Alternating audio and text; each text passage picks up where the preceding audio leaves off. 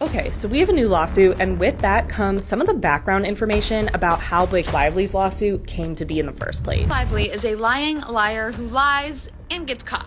Honestly, at this point, I feel like there's really no need for a trial. Let Blake Lively keep talking. Let the TikTok investigators keep on investigating. And she's gonna completely snitch on herself, as she already has. It's important to Justin. The 400 million or some kind of, financial settlement to make up for maybe lost work. Has he lost work? Has he lost, people backed away from him for a future project? A substantial amount. Filed a lawsuit against his former publicist, Stephanie Jones. Hollywood. And my nose is so big. Yes. I was hoping that we could address this. It's not too late.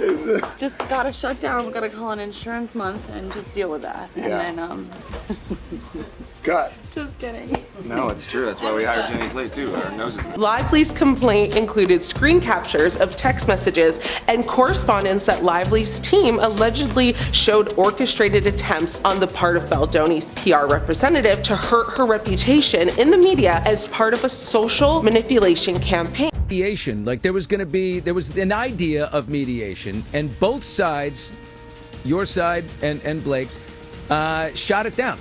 No one wanted. No, were you open to mediating this, and the other side said no? Because I don't understand why this could and should end, but it has to be them, right? Well, I'll comment on what I can. In what was filed with the court before the Rule 26 hearing, the question was asked about whether we would be willing to go to mediation, and whether we were open to that. Our answer to that was no. We're not willing to do anything until Justin is cleared of being called a predator, of being called a sexual harasser. Guys, we got our first motion to dismiss. Yeehaw, here we go. So I am hoping that our dear BB will do a video on the standard for motions to dismiss under the federal rules, which is 12b6, because she's better at that stuff than I am.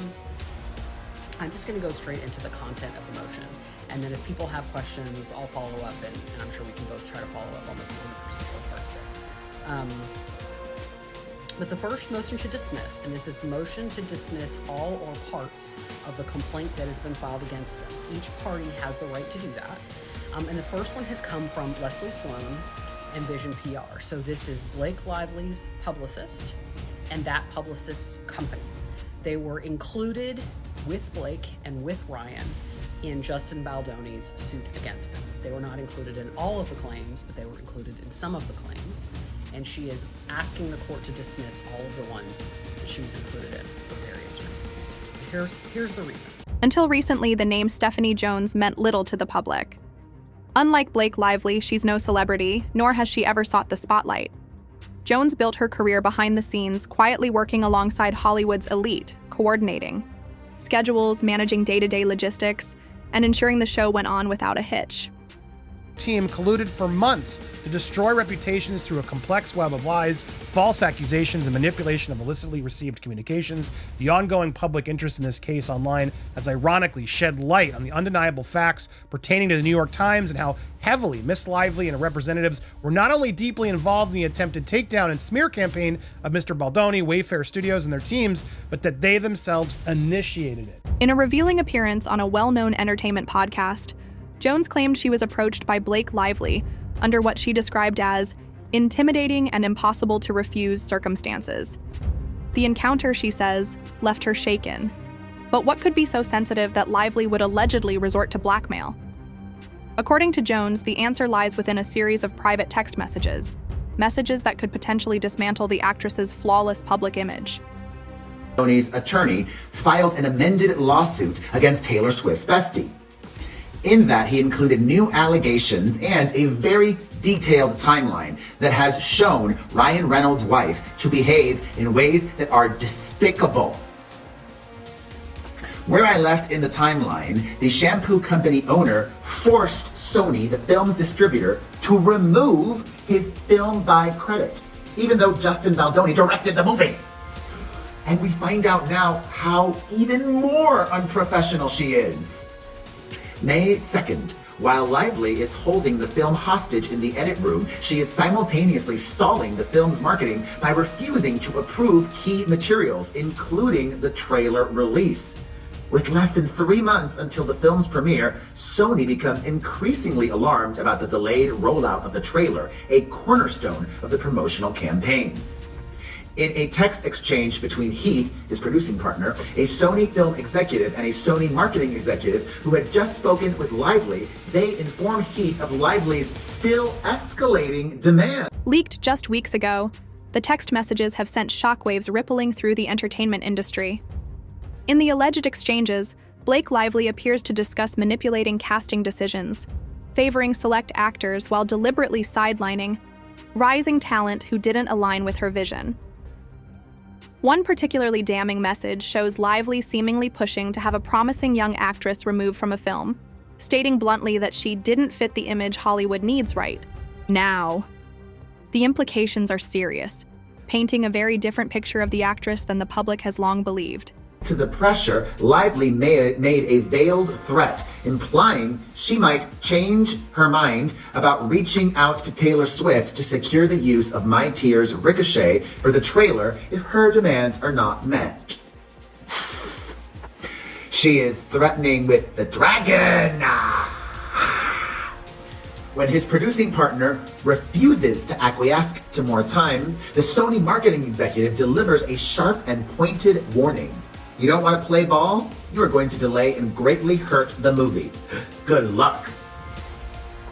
This stark response signals that Sony too was beginning to apply pressure on Wayfarer, effectively strong-arming them into compliance. Even though Sony had previously said, it's their movie. We're just distributing and investing. The message makes it clear that the studio is growing increasingly frustrated with the situation and is prepared to hold Wayfarer accountable for any negative fallout, adding yet another layer of tension to an already fraught dynamic. And look at this, more receipts. The texts also reference interactions with influential Hollywood executives, hinting at behind-the-scenes deals where careers were shaped not by talent, but by quiet negotiations and personal agendas. If these messages are indeed authentic, they pull back the curtain on a version of Hollywood the public rarely sees. A world where influence is currency, and the biggest stars may hold far more power over the industry's inner workings than anyone realizes. Late last night, Justin Baldoni's team filed an amended complaint in their lawsuit against Blake Lively, Ryan Reynolds, the New York Times, and in it, they dropped an exhibit that is basically a timeline with a lot more evidence, including text messages between Justin and Ryan. Baldoni used to be repped by Stephanie Jones's company, Jones Work PR. Working at Steph Jones's company was his lead publicist, Jen Abel. Jen Abel and Stephanie Jones had a very bitter breakup professionally. According to reports, Steph Jones had gotten word that Jen Abel was getting ready to leave and start her own PR agency. She tried to get her to stay, that didn't work out, and then one day, all hell broke loose when she got fired. I'll detail exactly what happened in a moment, but in his just filed complaint, Baldoni alleges that Steph Jones maliciously leaked Jen Abel's text messages to Blake Lively's team, and thus ensuing all the legal drama that I have been covering now for months. Remember, it was actually Steph Jones who filed the very first lawsuit in everything related to the It Ends With Us saga. Back in December, before Blake No Receipts Lively sued Baldoni, Steph Jones sued him for breach of contract amongst other claims. Steph Jones alleges that she had a year-long agreement with Baldoni to represent him and Wayfarer Studios, his production company. And she wants the rest of her money. But contains pages upon pages of text messages that Friedman told CNN are proof that the text messages published in Lively's initial complaint were doctored and manipulated. He alleges in his complaint that the Times intentionally omitted texts which dispute Lively's narrative. The messages also show Lively's involvement in creative discussions about her character's wardrobe, with one exchange in particular revealing her own desire for more attractive clothing. Baldoni's lawsuit claims that the New York Times Times reported a biased story, favoring Lively's side and ignoring evidence that contradicted her narrative. The outlet has, however, maintained that the reporting was accurate and thorough. The Gossip Girl star sued her co-star in an 8-page lawsuit citing multiple misconducts, including inappropriate comments and actions by him and producer Jamie. As expected, Hollywood insiders haven't stayed quiet. In the wake of the scandal, several anonymous sources have come forward, claiming this isn't the first time Blake Lively has leveraged her influence to control the narrative. One former colleague who asked to remain unnamed alleged that the actress has a long-standing pattern of quietly burying unflattering stories while selectively leaking information that casts her in a favorable light. She's a strategist, always has. Been, said one veteran of the industry, Blake is incredibly calculated when it comes to her public image. Every move she makes is deliberate. Adding even more fuel to the fire, whispers have emerged that Stephanie Jones may not be the only one who's faced this kind of pressure. Allegedly, other assistants and behind-the-scenes workers share similar experiences, but remain silent, paralyzed by the fear of retaliation and the threat of career-ending consequences. The latest lawsuit paints Stephanie Jones as growing increasingly paranoid and rattled by negative press about her. Press that covered an exodus of clients that were leaving her company and that described her as an erratic screamer. The complaint claims that Steph Jones, who was relying on a psychic, started to plan a revenge campaign against Baldoni and Jen Abel as they both announced their plans to exit Jones Works. So, Jen Abel had announced that she was leaving. 2 days before her planned final day, she went into the office where she was confronted by a physically imposing security guard, a forensic data extraction technical expert, and an attorney sitting at a conference table awash in documents. After being ushered into the conference room, Abel noticed that the security guard was posted just outside its doors, positioned between the conference room and the office entrance, blocking the exit. There, the attorney gestured at the documents and instructed Abel to review and sign them. The attorney stated that Jones Works suspected Abel had retained proprietary information on her personal laptop. Abel was told that Jones Works would have grounds to sue if she did not allow them access. The complaint alleges that Abel, who was confident that her computer contained no such data, turned over the device. She was pressured to relinquish her phone as well. She agreed so long as they would confirm that Jones Works would immediately release her personal cell phone number, which would enable Jones Works to take possession of the physical device without gaining unrestricted access to its contents. The complaint continues.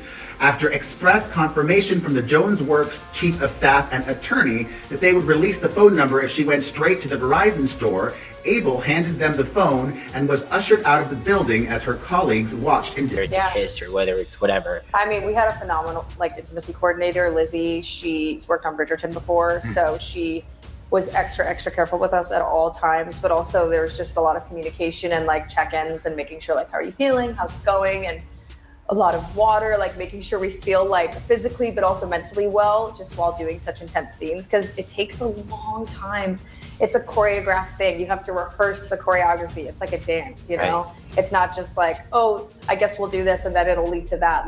Everything is so specific because it is so intimate that it can get tiring, but it was a great process, honestly, yeah. Was that your first time going through a process like that? When I was in school for acting. So Isabella basically refutes everything, because Blake didn't even just make the accusations that she was uncomfortable. She said that Isabella was, and that Justin was making these inappropriate comments to her during the intimate scenes. And yet Isabella's saying that, no, we had an intimacy coordinator on set and it was super coordinated. You weren't just doing whatever you wanted. So that refutes everything Blake Lively said. What do you think? Does this prove what Blake Lively had said wrong? Of course, she's not talking about Blake's situation. And in Justin Baldoni's new amended complaint, he does say that Blake and Isabella weren't on set together. So how does Blake know how those scenes went? Even some celebrities have weighed in on the drama, though their reactions have been notably guarded. When asked about the allegations, actress and longtime friend of Lively, Anna Kendrick, offered a vague response, saying, "Blake is a very smart woman. I think she knows how to handle things better than most." The cryptic nature of her comment left fans divided. Was it a subtle defense of Lively or a veiled critique of how the situation is being managed? Remember when Blake Lively said this? He works on everything I do. I work on everything he does. So his wins, his celebrations are mine, and mine are his. Well, apparently this is true. And Ryan Reynolds' involvement in her movie A Simple Favor was due to kind of a lie by omission that Blake Lively told director Paul Feig when suggesting using his gin brand to feature in the movie. So gin martinis are kind of a key aspect of the movie A Simple Favor. And during several scenes, you can see Aviation American Gin, which is a gin brand created by Ryan Reynolds. So not only was it featured heavily in the movie, but it was also featured in this ad. And Blake did this during the ad as well. Did you just dump that good booze on the floor, Blake Lively? Oh, yeah, you just want to put the glass. Come on, you should know about style. Look at you. We had such a blast making this film, and I think you can see that when you watch it. It really jumps off the screen, as they say. Next, when it comes time to pour the gin in, you want to make sure the gin is frozen. Now, the movie can get pretty dark, but in a really fun way with lots of twists and turns. According to Paul Feig, he was, quote, trying to clear another gin, and Blake's like, hey, Ryan's got this gin that he really liked. He said she really liked the company and everyone involved, but she never said that it was Ryan's brand. She just said that Ryan liked this gin. Was this purposefully misleading to get him to use the gin brand? Possibly. He said, I wouldn't have done it if I didn't like the look of it on screen, but I really thought the bottle looked fantastic. So I honestly didn't even realize the level of involvement that Ryan had in it, but I think it's great because it's a really good gin. Meanwhile, other celebrities like Jennifer Lawrence have been outspoken about Hollywood's culture of secrecy and power struggles.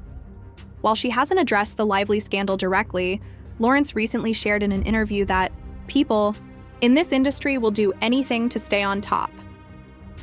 Many believe this was a thinly veiled reference to the growing controversy surrounding Lively, hinting at a broader, more systemic issue within the industry. Now, also this week, there's been some other developments. This new filing from Baldoni comes just days after Lively and her husband, Ryan Reynolds, filed separate motions to dismiss Baldoni's defamation lawsuit against them.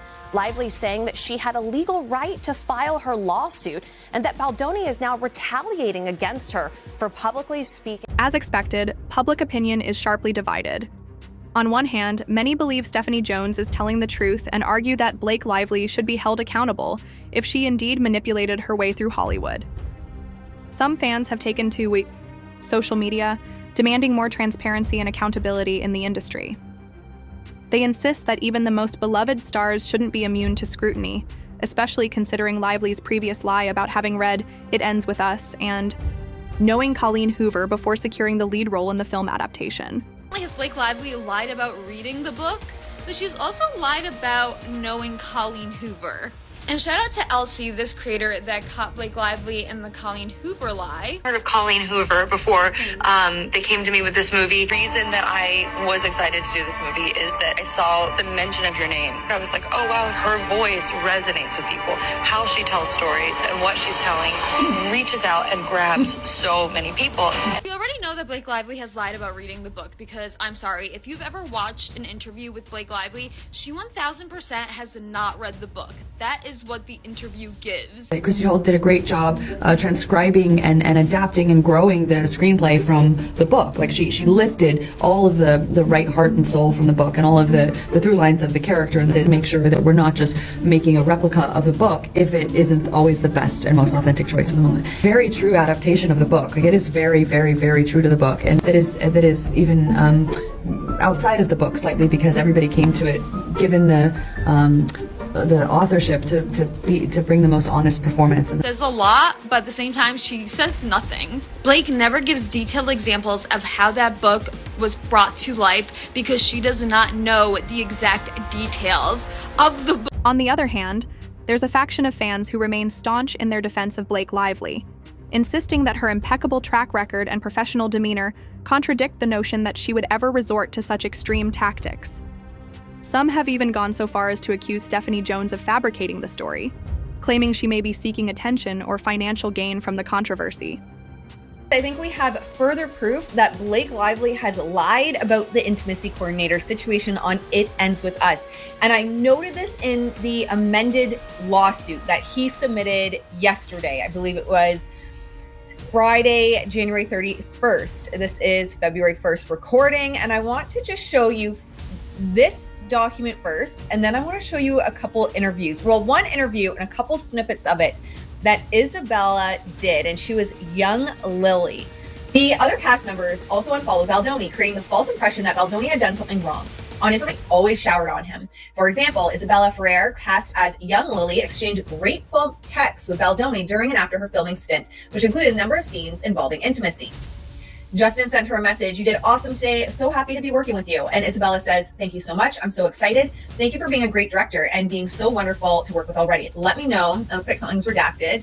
"Whenever you need me for anything." Or maybe it was just, can't tell if something was taken out or she just hit enter. "Justin Baldoni's so kind. More to come. You are going to kill it." Isabella's loved, so kind, more to come. Isabella, "Hey, I just got my film developed from when we were shooting. So here's this sweet pic. I also have to say thank you so much for an incredible experience on my first film. I still can't shake the feeling of it all because it truly was life-changing for me. You're such a wonderful, smart, and sincere director, and you created such a comfortable, safe space for me to feel like I could fully step into this role. I couldn't have asked for a more welcoming environment. It will stay with me for the rest of my life. See you soon, whether in the fall or later, and hope you're doing well, X." And then she attached a picture. Justin says, "Isabella, wow, what a kind message." He says, "You are such a joy and pleasure to work with. Your openness, your raw talent, your kindness, and your excitement made me fall in love with directing again. I'm so excited for your career and for everyone to see you in this film. You have a big career in front of you. Looking forward to seeing you again in September, even if we don't need you to work. Come visit." Tellingly, Ferrer worked with Baldoni when Lively was not on set. It was not until Ferrer spent substantial time with Lively during film promotions that she felt compelled to shun Baldoni in repudiation of her warmth. Feel uncomfortable. Now, Justin denies the allegations in his lawsuit. In another text exchange, Justin's legal team appears to be contesting Blake Lively's claim that her intimate scenes were unscripted and unplanned. Justin's evidence allegedly shows that an intimacy coordinator was present on set, but Blake reportedly delayed meeting them until filming even began. Now, he further disputes Blake's claims about incidents, such as, him and Jamie entering the trailer, arguing that these, actions were not inappropriate. And according to Justin, Blake was at ease with their presence and even invited him to rehearse lines while she was feeding her child. He also clarified that an incident where Jamie allegedly saw Blake shirtless was misrepresented. She was actually covered, and Jamie had knocked and been invited in for a meeting. Baldoni's lawyer wrote, "Both he and Baldoni have children and are comfortable around feeding mothers, and Lively seemed equally comfortable. In fact, Baldoni's wife co-founded a company that makes a feeding garment for babies, a prototype that originated with his mother when he was a baby." So what's next in this unfolding drama? Will Blake Lively take legal action against Stephanie Jones for defamation? Or will the scandal eventually fade as Hollywood shifts its focus to the next controversy? Meanwhile, Stephanie Jones has potentially risked her career by speaking out. Whether she'll be celebrated as a whistleblower or dismissed as a troublemaker is yet to be determined. Baldoni claiming he and his publicity team conspired to harm her and steal her clients in conjunction with their efforts to allegedly launch a smear. Attorney for Baldoni states that this set off a, quote, catastrophic sequence of events violating the most basic of privacy rights. The competing lawsuits, now 6 in all, gained attention in December with Lively's lawsuit against Baldoni for harassment and an alleged smear campaign perpetrated by Baldoni and his publicity team. Jones has also rating as the counterclaims that were filed yesterday. But one thing is certain. This scandal has sparked crucial conversations about power, influence, and secrecy in Hollywood.